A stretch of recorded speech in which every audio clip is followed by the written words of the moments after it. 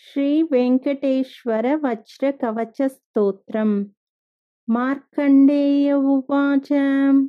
नारायणं परब्रह्म सर्वकारणकारकं प्रपद्ये वेंकटेशाख्यं तदेव कवचं मम।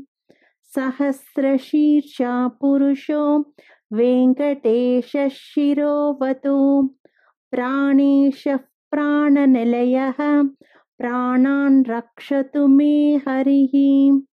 आकाशरात् सुतानाथ आत्मानं मे सदावतु देवदेवोत्तमोपायात् देहं मे वेङ्कटेश्वरः।